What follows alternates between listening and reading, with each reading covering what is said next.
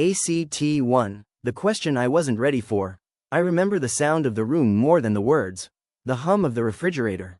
The clock ticking too loudly. They were sitting across from me, phone in hand. Not scrolling, just staring at the screen. Then they looked up. Can I ask you something? I nodded, and they said, please don't get defensive, and my stomach dropped.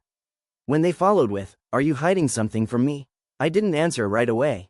I smiled, the wrong kind of smile. Why would you ask that? They exhaled slowly. Because I feel like I'm standing next to you, but you're somewhere else. That was my chance, the last clean exit, and I didn't take it.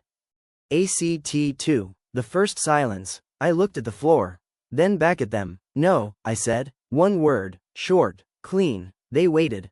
Yeah, that's it. Silence filled the space between us. Not peaceful. Heavy. Pressurized. Okay, they said finally.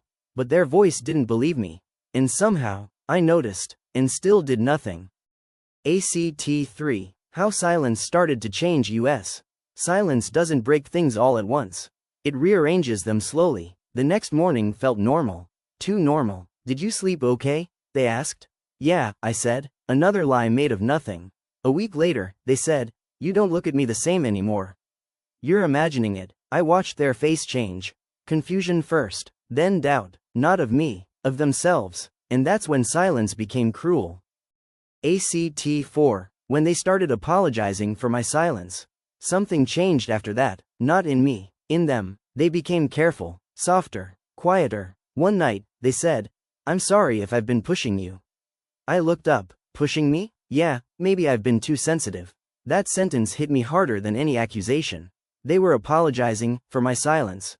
I should have stopped everything right there. I should have told the truth. Instead, I said, it's okay. And that was the moment silence crossed a line. ACT 5. The fight that almost saved us.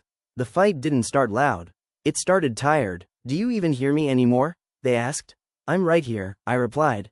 No, you're not. Silence stretched again. If you're unhappy, just say it, they said. I can handle the truth. My chest tightened. This was another exit. Messy, painful, honest. I chose the familiar instead. I'm fine. That's when they stopped arguing. Not because it was resolved. But because they gave up. ACT 6. The night the truth slipped out. The truth rarely explodes. It slips. This time, it slipped out through someone else. We were at a small gathering. Someone mentioned something they shouldn't have. I felt the air change. They turned to me slowly. What did they just mean by that? I didn't answer fast enough. And that pause said everything. How long? They asked quietly. I swallowed. It's not what you think, I said. Then tell me what it is. I finally spoke, and somehow, it was already too late. ACT 7. You let me doubt myself. We didn't yell. That's what made it worse. They sat across from me, hands shaking slightly.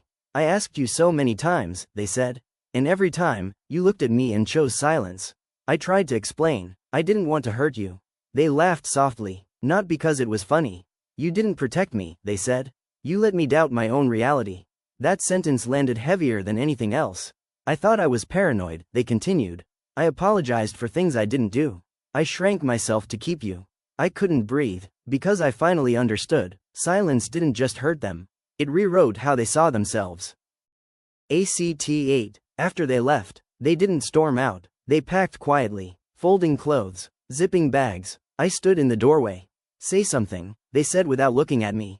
My mouth opened. Nothing came out. They nodded slowly. That's what I thought. The door closed softly. No slam, no drama, just final. ACT 9. Living with what I never said. People expect regret to fade. It doesn't. It settles in. I replay conversations constantly, imagining different answers, different choices. Sometimes I catch myself reaching for my phone. Then I remember, there's no one to call. Silence followed me even after they left. Only now, it's loud. Loud with everything I never said. Final, direct message to the listener. If you're listening to this, and you're staying silent because you think it's safer, please listen to me. Silence feels like control, but it's not. It slowly hands control away. Say the hard thing. Say it imperfectly. Say it scared. Because silence doesn't keep love. It teaches it how to leave. I said nothing, and that was the worst choice I ever made. If this story stayed with you, subscribing Spoken by Reddit. More real stories, more quiet truths.